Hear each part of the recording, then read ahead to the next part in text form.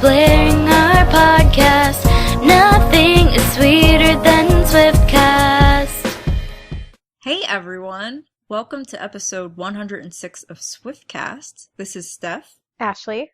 And Adam. And we have a really exciting episode for you this week. If you haven't already listened to our last episode, episode 105, we covered the first night of Tokyo, which was really, really exciting. We were delirious because we didn't get any sleep. So today we will be much more focused and rested. But we'll be talking about the tour a little bit later on in the episode, and we'll certainly give spoiler warnings for people who are trying to avoid any information about the tour before their dates come up. One of the first really exciting things that happened this week is Taylor started giving us all these Bad Blood video teasers. She just decided to randomly start releasing these posters early in the morning, of course. It's always like you wake up and then your whole day becomes this frenzy because Taylor did something. And the first one was Taylor starring as Catastrophe. And the poster says at the top it's directed by Joseph Kahn, who directed the Blank Space music video. Very, very exciting. And it has Taylor as Catastrophe, and it says premiering at the billboards on Sunday, May 17th. So this poster looks really just like Taylor is just so fierce in these posters. Yeah, it looks really cool. I think it looks very much like a movie poster, which is awesome because it makes it seem like the music video will be very entertainment-like and almost like a mini movie. And I was very happy to see Joseph Kahn's name on the poster because, as we all know, Blank Space was basically an epic video, so I assume this one is going to be just as epic, if not more so. Yeah, my first thought was I wish he had directed the style video because I still feel like they could have done more with that. I agree. Definitely. I think this will just blow Style out of the water, really. Style's a good video, but they could have done a lot more with it, like Ashley said. I think this, like Adam said, is going to be sort of a movie. I'm getting kind of like a Trouble feel, how Trouble felt like a mini movie, except I think this will be even longer, maybe like even 8 minutes or something. I definitely think so too. And we were looking up earlier, and it looks like the music video will be opening the Billboard Awards. So that'll be cool. It should be at 7 Central, 8 Eastern on Sunday, and it looks like it will kick off the show. So that'll be super exciting. And then we won't be able to focus on the rest of the show because we'll all be going crazy. But one thing I noticed, I didn't notice it, other people pointed it out, and then I thought, oh wow. When Abigail was in Nashville and Taylor was blow drying Olivia because Olivia jumped into the bathtub, if you remember that, Abigail Instagrammed it and the caption was "Meet Catastrophe." So she was referring to Taylor, I guess, even though Olivia's the one who jumped in the tub. I thought that was crazy.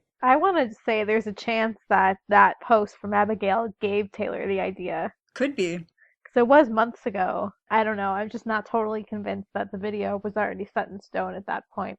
Yeah, it could be a weird coincidence, or it could have made Taylor come up with that name for her character. There are several other characters in this video, which is another reason why I think it will be sort of like a movie. And Taylor's been slowly tweeting posters of each character, sometimes twice a day, which of course sends everyone into a frenzy. So the other characters so far include Lily Aldridge as Frostbite, Zendaya as Cutthroat, Hayley Williams as the Crimson Curse, Gigi Hadid as Slay Z. I love that.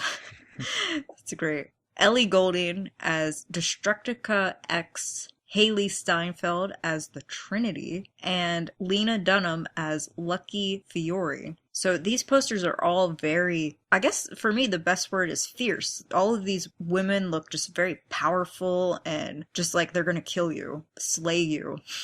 So I think this music video is gonna be very empowering for females, kind of like a girl power sort of thing. I feel like it's going to be violent because if you've seen a couple of the posters, for example, Zendaya's looks like she is holding a knife in her poster, and then Ellie Goulding's, I can't really tell for sure, but I feel like that's either a gun or like maybe a rocket launcher or something on her shoulders. Well, I know when they were on the set and the photos were starting to come out, people were speculating it had some sort of Japanese fighting theme to it. Right, didn't you say there were samurai swords? Yeah, I think people were saying that.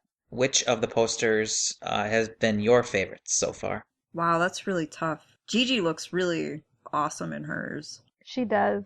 I really like Haley Steinfeld's. How about you, Adam? I think the Crimson Curse for Haley is a perfect name, and then her red hair, while the rest of the poster is in black and white, really stands out. And then I'm also going to say, like Ashley, Haley Steinfeld's, because her name is the Trinity, and she's the only person that has her picture 3 times on the poster. So I wonder what that kind of indicates. Yeah, it looks really interesting. And they're already selling merchandise on TaylorSwift.com with Taylor's poster and a t-shirt that also has her poster image on it. I wish they would sell them shirts and posters for all of these. They're really, really good. And Lena Dunham's, she's holding this cigar. It kind of reminds me of like The Godfather or something. I don't know why. But these are all just really awesome and artistic. I can't even imagine the kind of time and money they put into doing all of this work, and we haven't even seen the video yet. I also love that the caption underneath Bad Blood is Band-Aids don't fix bullet holes. Seems very appropriate. It does, and that's a great line from the song, and I'm sure it will pertain to the video very well. And I guess we're still not really confirmed on whether this video is going to be a remix of the song. I think it will be. Nothing's been confirmed, but because Republic Records announced it would be a remix that would have the impact date of May 19th, I think it would make sense for her to do the music video as the remix. Which still leaves the mystery of who is on the remix. Exactly. And we talked about on earlier episodes how Kendrick Lamar was spotted possibly filming for this video. I've been saying all along I thought it was Kanye, but now, I don't know, I'm second guessing myself. Maybe it's Kendrick. Maybe it's someone else. I kind of thought maybe radio stations would start playing the song this week because they often start to play it before the actual impact date. So it's possible we'll find out very soon. I remember Style was played a few weeks before it was actually officially released. So I really thought we would already have heard the remix by now, but I haven't heard it anywhere. I guess it's something that might have to be specially delivered to each radio station. Yeah, I was thinking that they're probably really trying hard to keep everything under wraps. Yeah, maybe they're just keeping this extremely top secret, and then once the video hits on Sunday the 17th, the radio stations will be able to play it after that. It will be exciting to hear this on the radio. Just 1 second ago, Taylor just tweeted something about the video that we were actually kind of just speculating about. She said, "Fun fact about Bad Blood music video. Each individual actor or actress chose their character's name and persona." And then she put catastrophe with the cat part in all caps and cat emojis around it. So maybe you're right. Maybe it really was Abigail wrote catastrophe when Olivia jumped in the tub, and Taylor came up with it at that point. And it's interesting to note that she wrote actor/actress, and we haven't seen any male characters in the video yet, so I think we might see in the coming days. I think so. And I'm imagining Taylor will continue to give us more of these posters, so by the time you hear this episode, there probably will be several other characters with awesome posters released. But we will be sure to cover all of that next week, along with the Billboard Awards. And speaking of the Billboards, we had a really cool contest to give away an official Billboard magazine from 2013 when Taylor won 8 Billboard Awards and she covered the magazine. So congratulations to @JenFearless13 on Twitter. If you could please contact us through Twitter so that we can get you your prize. Congratulations. And next we're going to give you some of Taylor's older tweets from various years. We'll start back with 2011 from this week. And back in 2011, on May 14th, Taylor tweeted, "I decided to open up our last tour rehearsal to the public. All ticket sales will go to tornado victims." So that was really awesome when she was able to use, I believe, the Bridgestone Arena where she was rehearsing, and she set up the whole tour and let fans buy tickets, and they could see the very final rehearsal before she actually started the tour. That was so cool. I would have to say that not going to that is on my list of Swiftie regrets. Definitely. I'm sure it was so unexpected. I mean, like, if you lived in Nashville, you'd have just heard probably the morning of or maybe the day before, "Oh, we could go to see the tour rehearsals at Bridgestone Arena. Let's definitely do that." So if we were in that city, I'm sure we all would have gone. Yeah, I do remember it being pretty last minute, but I'm sure lots of people have that on their Swiftie regrets. Well, the next one is from May 10th, 2012. Taylor tweeted the lyric along with a photo. Going back to Nashville, thinking about the whole thing, guess you gotta run sometimes. And that's from the song Nashville, which was, I think, both an ARM lyric and a cover that she used on the Speak Now tour. Yeah, I think so. And then the photo was, I'm guessing this might be the backyard of her parents' house. I think so. I think this was right around when she started to spend more of her time in LA than Nashville. Yeah, and the photo was just 4 chairs. Well, next was from May 13th of 2012, and Taylor wrote, celebrating this Mother's Day, reflecting back on past matching velvet holiday ensembles. And Taylor posted an Instagram photo of her with Andrea, and they had on matching black outfits at Christmas time. And it's appropriate because Mother's Day just happened, so hopefully Andrea had a good Mother's Day this year. That's a cute picture she put on Instagram there. It'd be funny if they wore matching velvet holiday outfits again someday. You know how people recreate photos? It seems like a popular thing. You see posts on Facebook of people taking these photos when they were little kids and they recreate the same pose. That would be amazing. That would be really funny.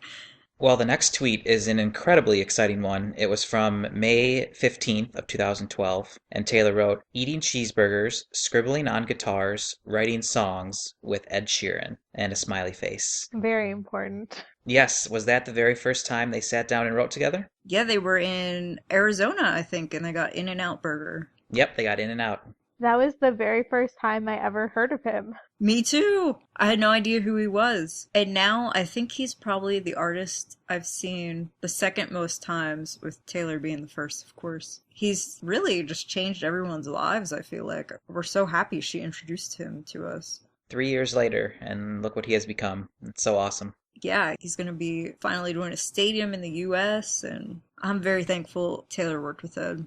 Well, the next one is from May 14th, 2013, and Taylor tweeted, about to watch the New Girl season finale, and I totally would be, even if I wasn't in this episode.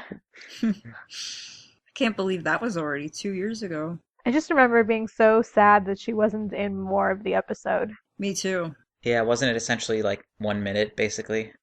Right at the very end, pretty much.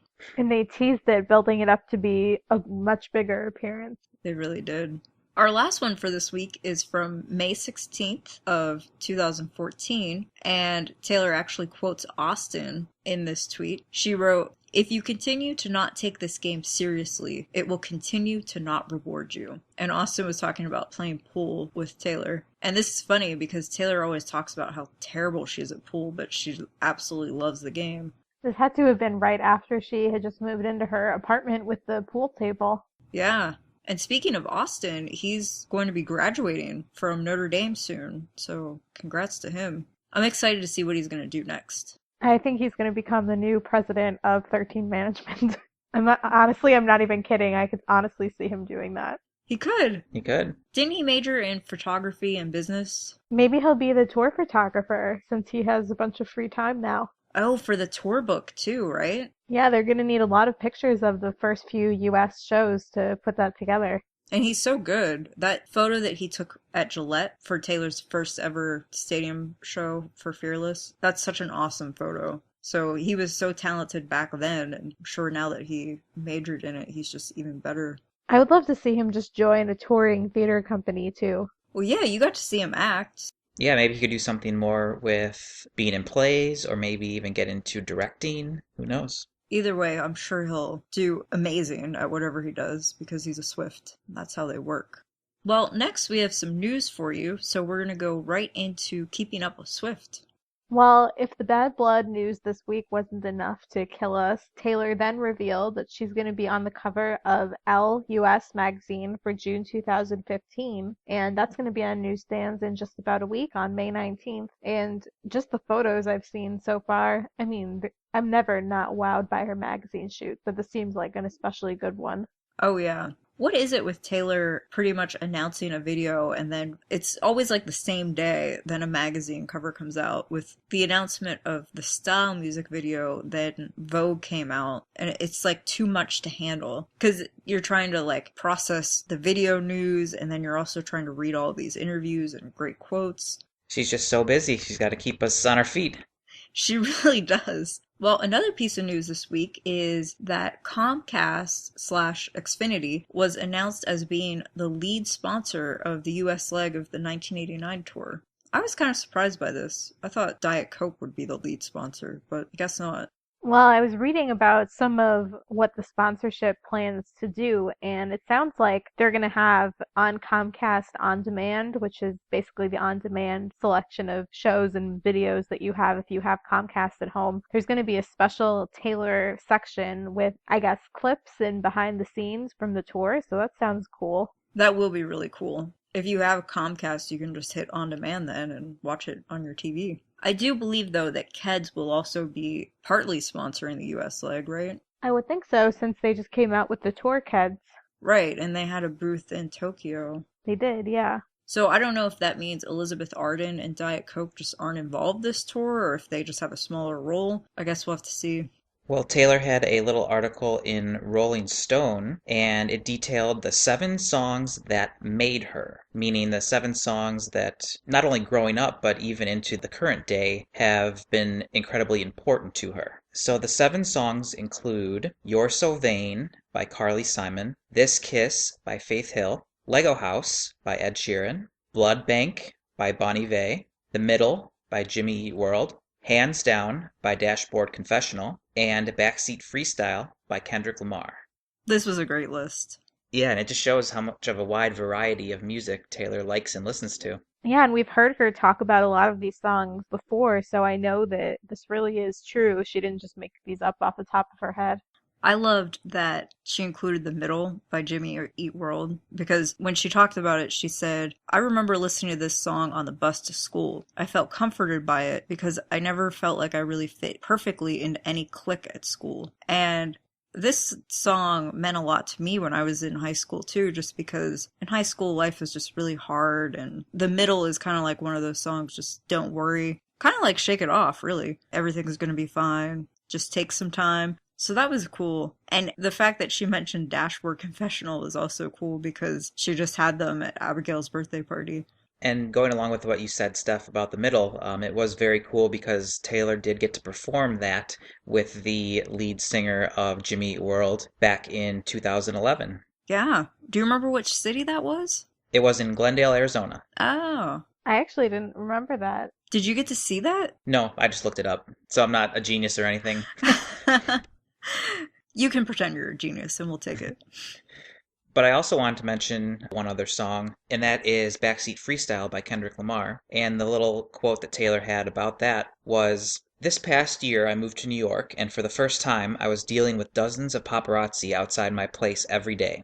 At first, I got really anxious every time I'd be about to open the car door. They'd crowd around me and yell, and then one day, I put on my iPhone on shuffle and Backseat Freestyle came on. Something about Kendrick's voice and the beat made me feel safe. It was pretty much all I listened to that summer. So I thought that was neat that she found a song to kind of let her escape from the paparazzi, and she could just put that song on, get out of the car, and walk to wherever she needed to go to. They really are terrible.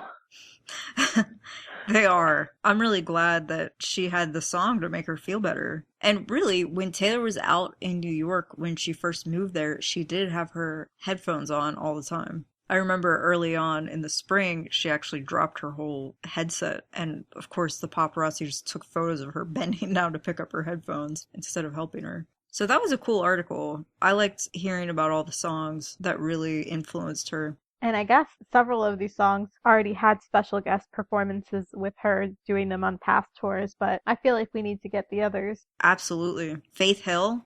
I will be pretty surprised if Kendrick doesn't show up on this tour. That would be awesome. Oh yeah, I think he will.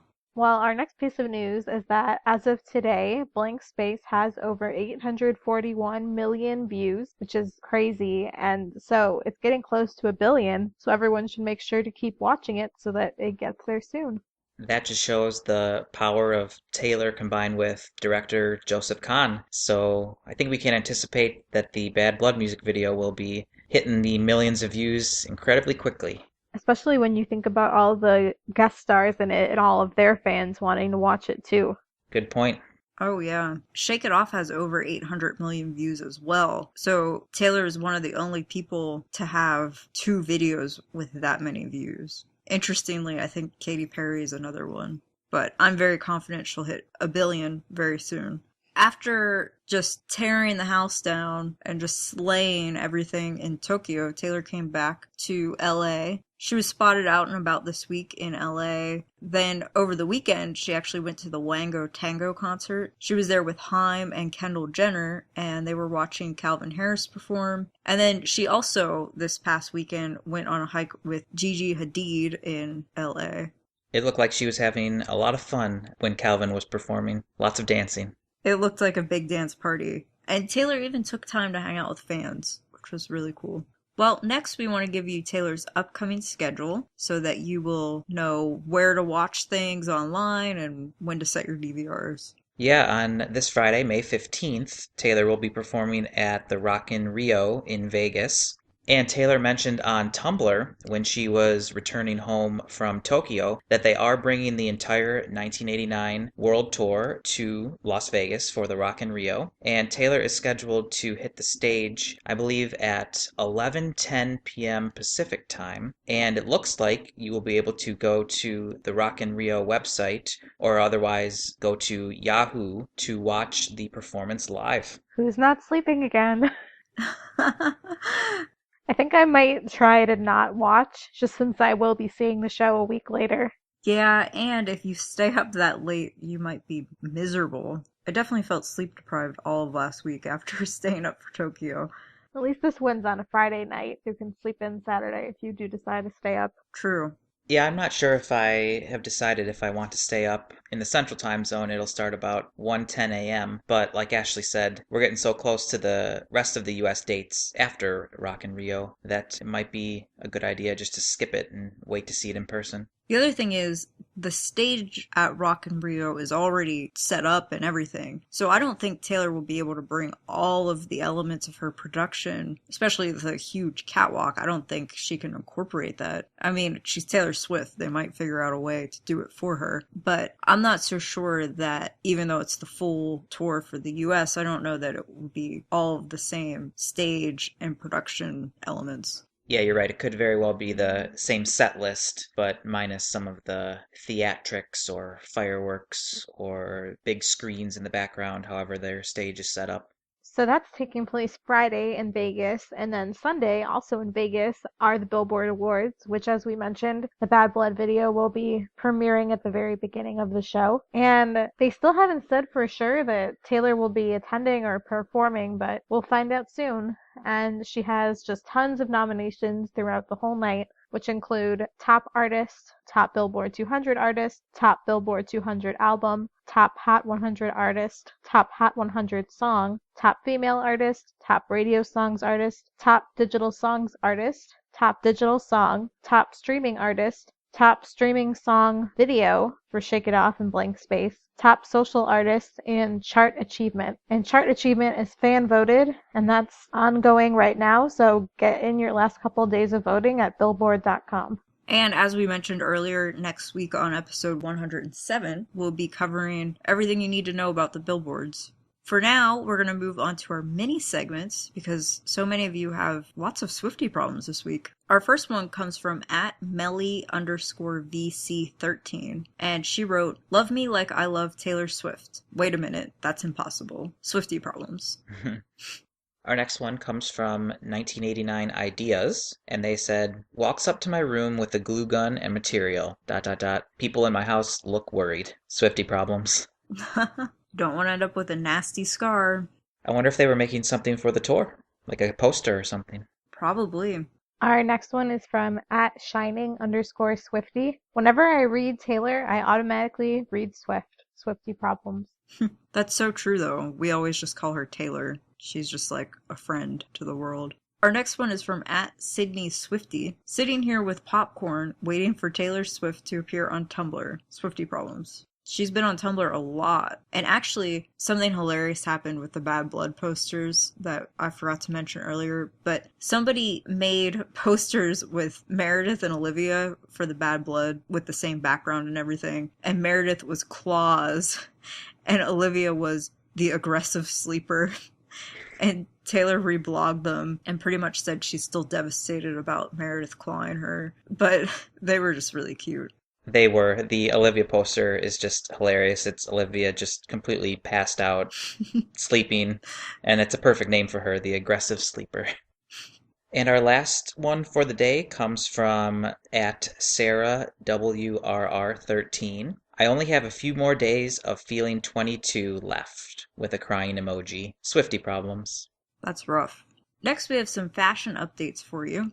So the very first night of Loft 89 was in Tokyo on May 5th, which was very exciting. And Taylor wore a Stephen Allen crossover shirt in blue, which the exact one is not available, but you can get a sleeveless version of it for $178. That shirt's really cool. She's worn it before when she's been out and about. I like how different it is. For Elle magazine for the June 2015 issue, Taylor wore an Armani Privé top with Armani Privé pants, and those are custom, no price because no one probably will be able to afford them. And just to explain how much her outfit cost, probably, she had earrings on. They were from Lin Ban. They're called the Double Cross earrings, and they are $4,200. Wow. It's pretty steep. You could go to like every 1989 show for that price.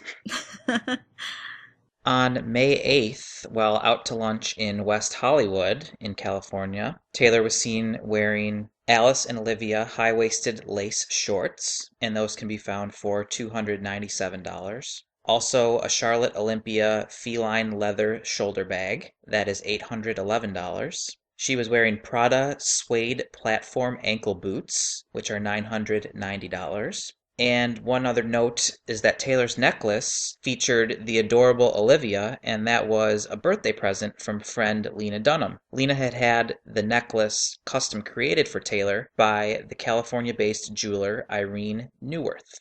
Meredith probably gets really upset when Taylor wears that necklace. And that shoulder bag that I mentioned is the hilarious purse with the cat face on it, right?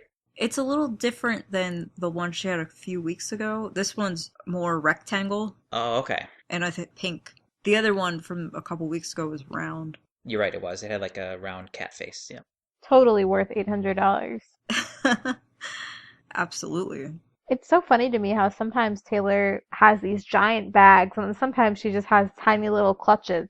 Yeah. Although I guess she always has someone with her who can hold her stuff.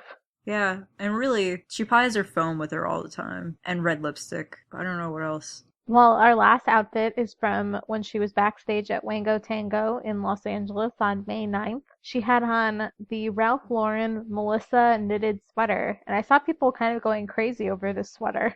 I really like it. It's so colorful.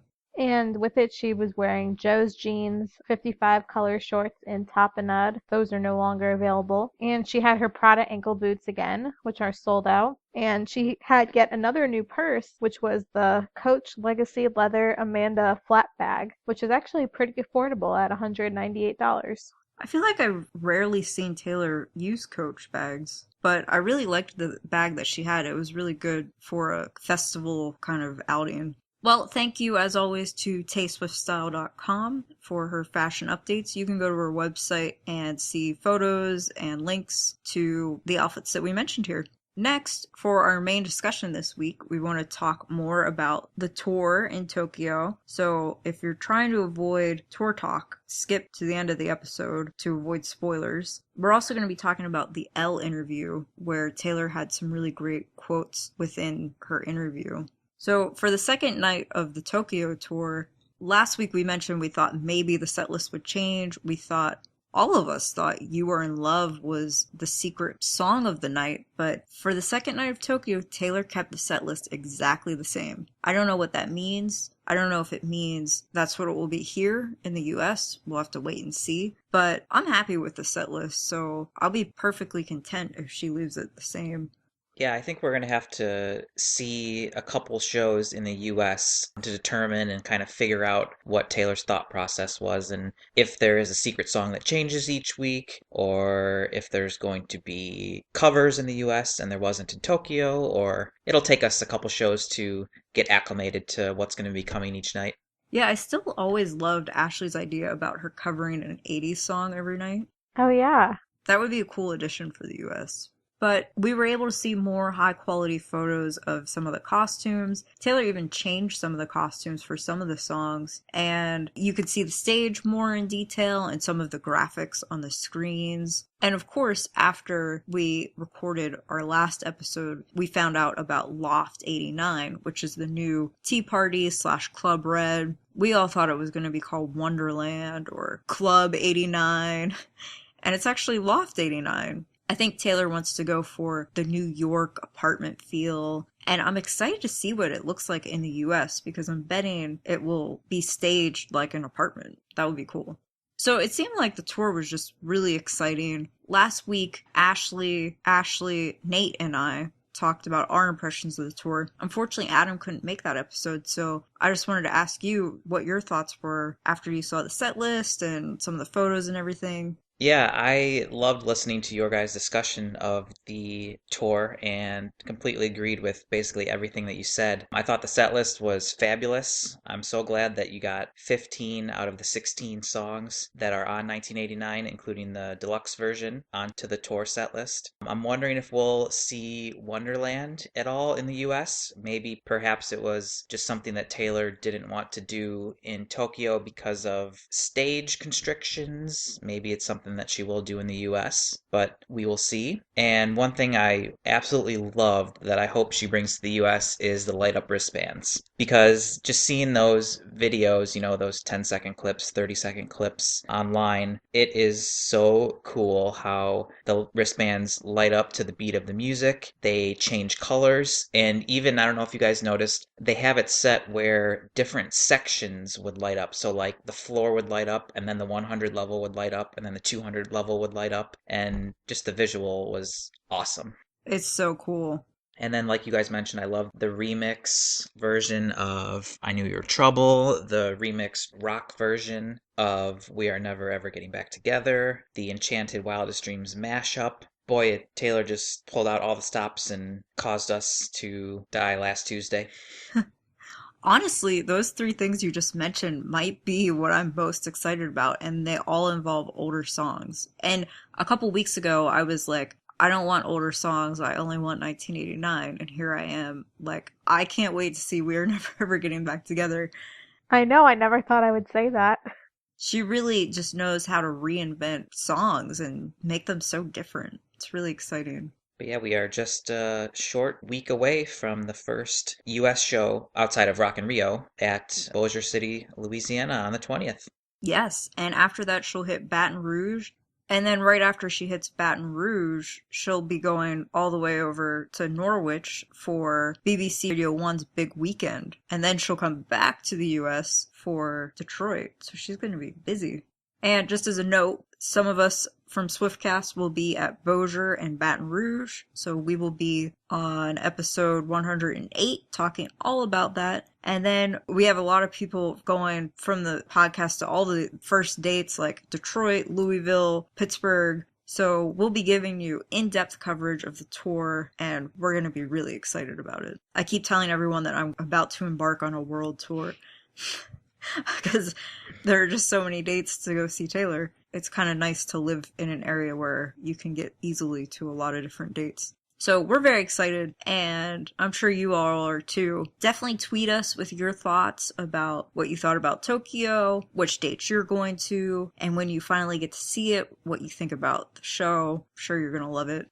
But for now, we want to talk about Taylor's interview with Elle because she had some really interesting excerpts from this interview that Elle published on its website. I thought this interview just was much more in depth. Even though it's a short one that they just published, it just seemed more in depth than other interviews, and Taylor's answers really blew me away. Some of them were a little bit sad, like this first one. The interviewer said, "Can you tell me more about how the way you go about songwriting has changed?" And Taylor said, "I'd never been in a relationship when I wrote my first couple of albums, so there were all these projections of what I thought they might be like. They were based on movies and books and songs and literature that tell us that a relationship is the most magical thing that can ever happen to you. And then once I fell in love, or thought I was in love, and then experienced disappointment or just not having it work out, I realized that the idea of happily ever after just doesn't happen in real life. There's no riding off into the sunset, because the camera's always rolling in real life. It's magical if you ask anyone who has ever fallen in love. It's the greatest. Now I have more of a grasp on the fact that when you're in a state of infatuation and you think everything that person does is perfect, it then, if you're lucky, morphs into a real relationship when you see that that person is not in fact perfect, but you still want to see them every day." I like that last line, where when you're in a relationship at the beginning, it's great, everything's magical, but then when you get into day-to-day life, a lot of times it just fades away. You know, you fall in love till it hurts or bleeds or fades in time. And really, her quote there just wraps it up. So she's saying you really only know if you're in love if after all of that time you still want to see the person every day. And it's even much more difficult for her because of the microscope that she's under by the media and the paparazzi. Yeah, seems like it would be impossible. Looking further into the article, the interviewer stated to Taylor and asked, "I think that when people who've had success from a young age go through a train wreck cycle, it's usually because they're working on someone else's terms, so they feel the need to rebel. But when it's something you've built, you don't have that same kind of resentment or angstiness. But it's also difficult to keep those standards for yourself. Do you ever really worry that you're going to accidentally say something inflammatory?" That's a really interesting question. And Taylor's response was, "Not necessarily. As far as the need to rebel against the idea of you or the image of you, I feel no need to burn down the house I built by hand. I can make additions to it. I can redecorate. But I built this, and so I'm not going to sit there and say, oh, I wish I hadn't had corkscrew curly hair and worn cowboy boots and sundresses to award shows when I was 17. I wish I hadn't gone through that fairy tale phase where I just wanted to wear princess dresses to award shows every single time. Because I made those choices. I did that. It was part of me growing up. It wasn't some committee going, you know what Taylor needs to be this year? And so, with 1989, I feel like we gave the entire metaphorical house I built a complete renovation, and it made me love the house even more, but still keeping the foundation of what I have always been." I love that so much. She has such a way with words. I can't even put into words to describe how good she is at answering these questions. But that's just it, you know. Sure, she's changed, but she's still the same. That's a quote that she's always said. You know, I'm going to change, but I'm always going to be the same.